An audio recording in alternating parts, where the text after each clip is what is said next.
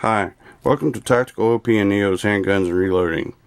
I'm OP, and there's Neo. Okay, this video is going to be on the case-activated powder charger. You're going to need to do a few things. Hornady says you need to pull all this down anyway and clean the coating they have on it for shipping, anti-rust coating, off of all these pieces, which is a good idea. You don't want any kind of oily film on any of this that powder will stick to. It will cause you to have inconsistent powder charges. So you're going to need to get a few things out of your box that your press came with. Little box here has the pistol rotor and powder measure insert in it. You're going to need the long push rod insert for pistol cartridges, and go ahead and get the baffle for the hopper out. The second to the smallest Allen wrench, and it helps to have a pocket screwdriver or pick or something. Okay, this is the way we get it out of the box, and it is set up from Hornady for rifle.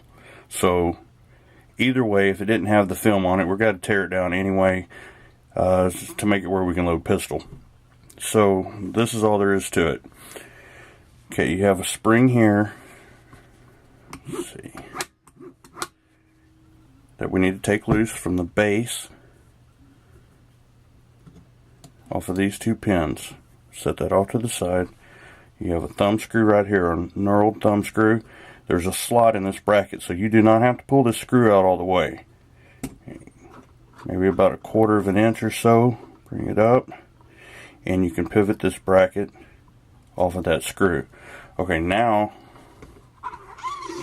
we can set the base out of the way for now. Okay, we can pull this insert out. It just threads in the bottom of the assembly here for cleaning. We'll set that over there too. Okay, now let's take this linkage off. Not a big deal. Grab your Allen wrench, the second to the smallest one. Take out this screw right here, right next to the roll pin.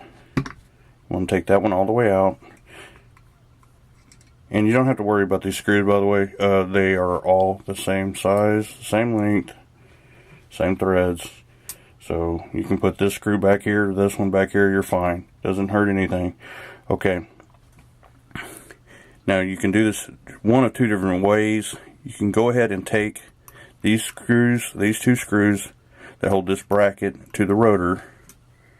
You can take these out, or you can lift this assembly off of the roll pin first.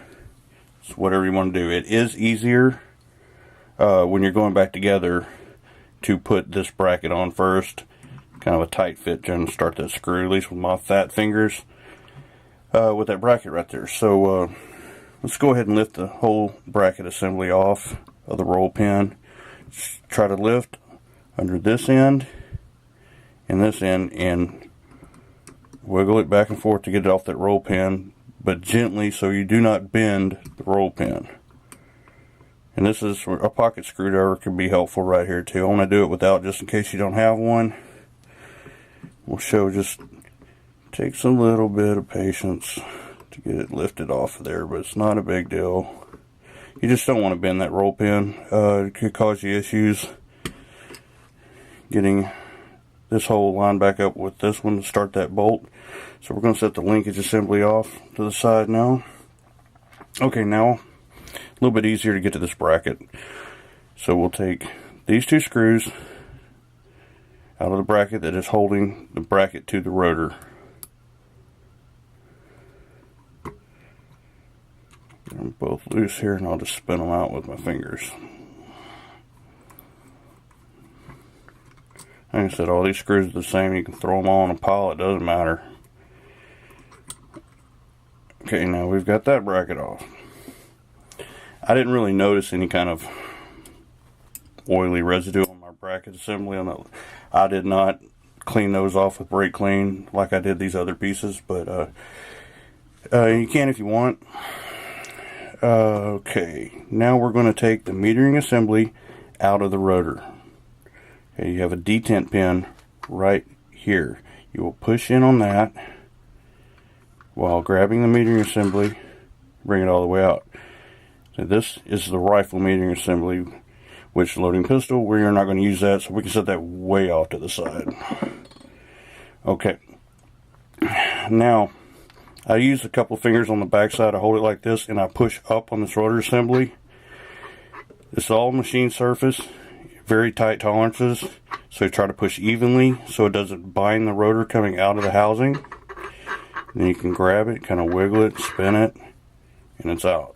Set that out of the way too. We will not be reusing that for pistol. Okay, now is where you clean. If you want to use brake cleaner, carb cleaner, but either one of those, keep in mind, do not get that on the painted surfaces. Brake cleaning and carb cleaning will remove the paint. Just get the machine surfaces here. You know, if you need to wipe it on a rag or whatever to do that. If you have canned air or compressed air, it's good to blow it out afterwards. Get any kind of fuzz in there that may cause the rotor to stick inside this housing. And be careful because the machine surface edges are sharp. Okay. You've got all that cleaned up. Go ahead and clean your push rod up. The base, spray down into it, run a rag through it, try to pull it back out the other side. We have our insert in here that we're going to change out. This, the way it comes, it's got a rifle insert in there. We're also going to take that out and put that over here with the rifle rotor and metering assembly. We will not be reusing that for pistol. Okay, so you've got that cleaned. You also wanted the insert for the push rod that we pulled out for pistol. You also want to clean that off. We'll be putting that back in the base when we go back together. Okay, you've got everything clean now.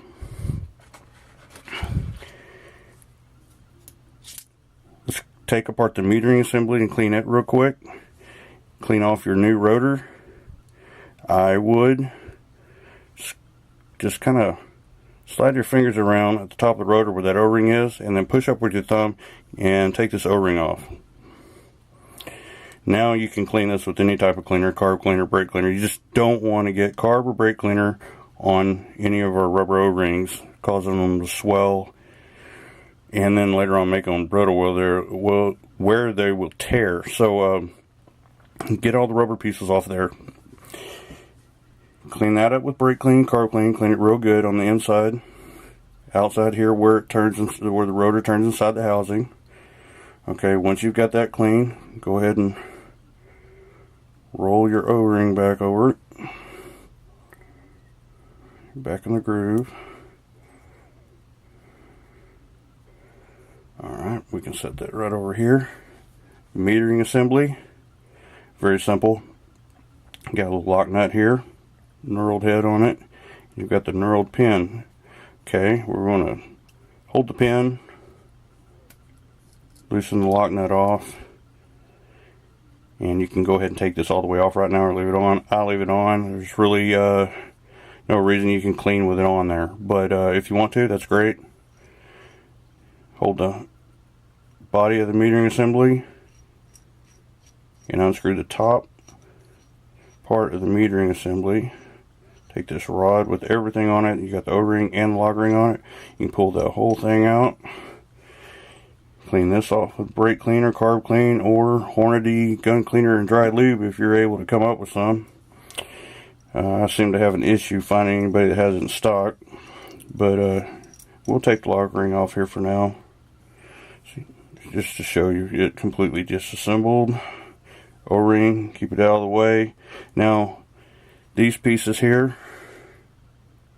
are ready to be sprayed off. Clean, get all the oily film off of them, and then we'll put them back together. Not a big deal at all.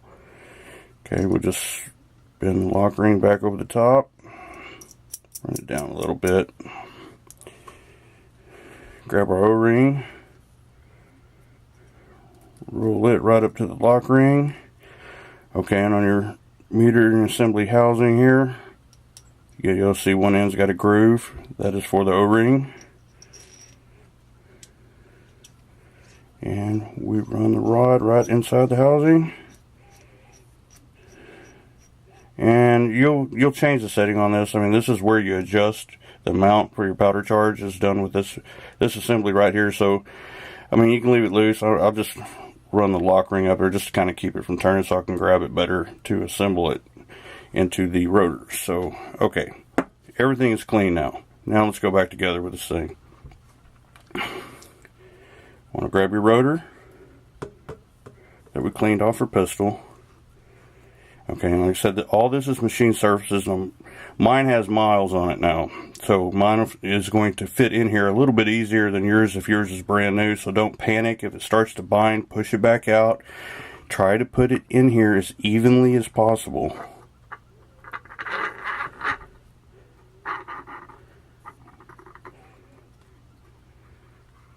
Now, I know when mine was new, maybe 2 or 3 tries before I got it to go all the way in there. You do not want to force it. If it binds, just back it out and try it again. It will go. Just got to get it completely straight. Okay, now the rotor is in the hopper assembly here. Let's put our metering assembly in. You'll need to line up 2 flats to fit in the slot here in the housing. Drop it there.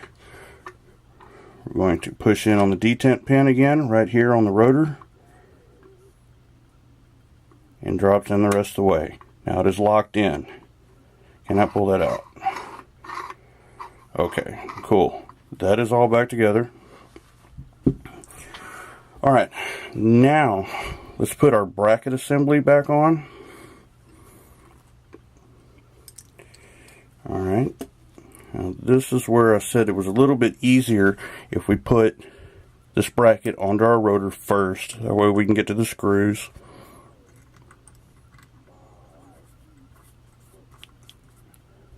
Just kind of start one and start the other and then tighten them both down.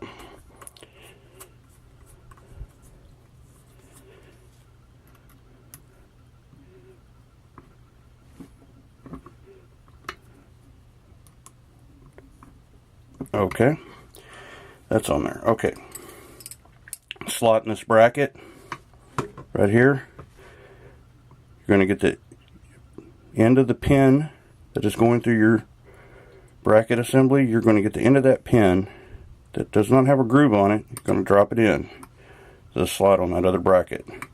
Okay, now lift on this end slightly.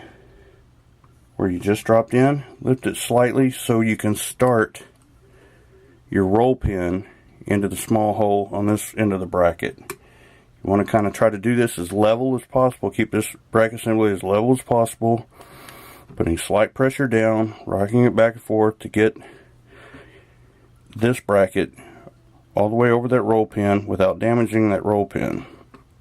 You can twist it back and forth if that helps. Just you want to push it down there pretty evenly though, so we don't damage that. That way we don't have any issues getting this screw started. Okay, I've got that down now. We can put this screw in. Go ahead and tighten it. And that step is done. Okay, we're going to set that off to the side now. We're going to grab the base that we've already cleaned and the pistol cartridge insert that we've cleaned too. Get the small end, goes into the base first. Just drop it down in there. You'll see it stick out the bottom. Works freely. Cool. Set that down. Grab this piece off the bottom of our powder charger that we unscrewed earlier and cleaned. We'll start that back in the bottom of it. Go ahead and run it up hand tight. I have not had an issue with that backing on, so just hand tight would be fine. Okay. Swing this bracket up out of the way. grab the base, slide the base over it, and I'm going to try to turn this where you can see with the camera. You can see this edge on the bottom of this thumb screw here.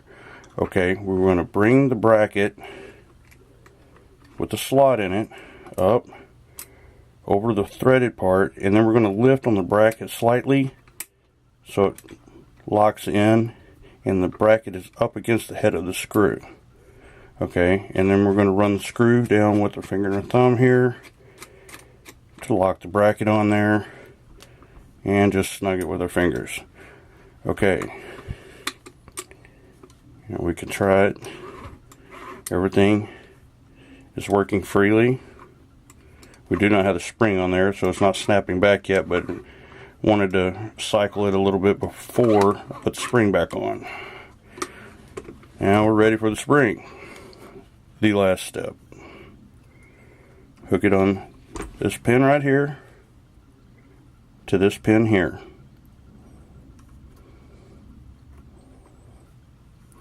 Okay, now we can try it.